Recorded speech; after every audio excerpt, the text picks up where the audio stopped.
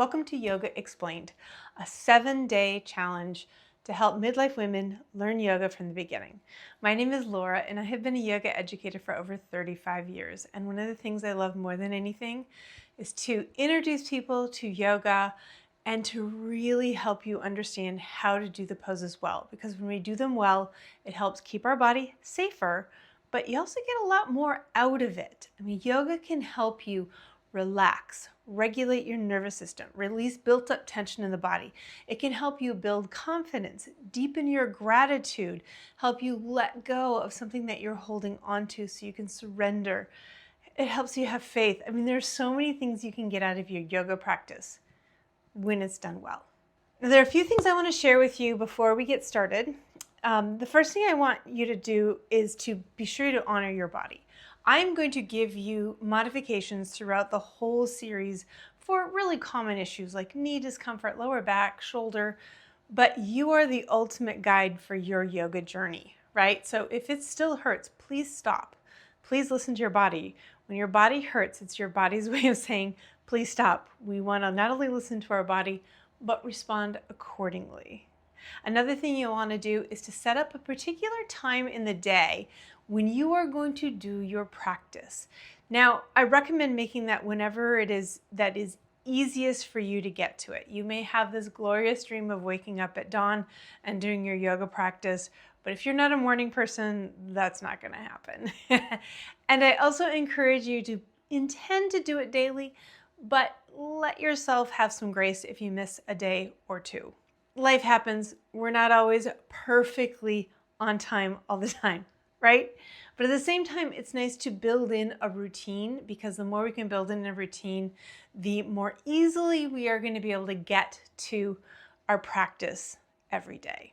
There is an email series that goes with this challenge that I definitely recommend you get on, because you're going to get some extra resources, tips, tricks, etc. that I can't get into all the videos. So it's, again, totally free. So the link is right here in the description, and go check it out. As for props, I am a firm believer in props. Here's the thing. Props help our bodies stay safer, and they also help our bodies get into poses that aren't really accessible to our body without the props. I'm going to share throughout the whole series why you want the certain prop that I'm using. You don't necessarily need to go out and buy them. Okay, the one prop that I definitely see as a safety issue, if you will, a safety thing, is your mat. A super sticky mat, okay, one that you don't slide on. It helps keep you safe with those standing poses and any pose where we're trying to really get a nice stretch. As for mats, I will also say that you get what you pay for. The more expensive the mat is, the better it probably will be. I will link to my very favorite mat. It is over $100. I will say that it is my black mat that you see underneath my green mat in my videos. It is the only mat you will ever buy for the rest of your life. Okay, I have bought so many $50 or $60 mats through the years that last for a few years, and then I have to replace them because they start to peel. This one has never, ever, it doesn't even show wear, and I've had it for years. It is heavy, however, so it's not something I can carry with me to classes. So I do have a lighter mat for carrying to classes. But if you're looking for a really good mat and you can invest, definitely check that one out.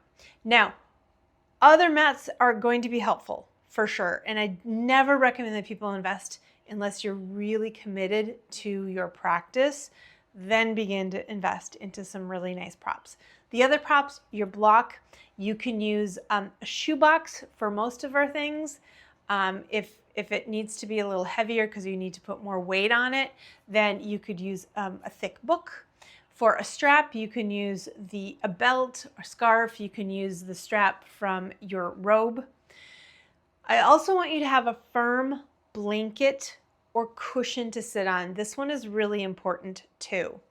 Get something off of your couch. I do find that often decorator pillows are firm enough. You need to be able to actually sit on it and have it keep its heft and not squish all the way to the floor.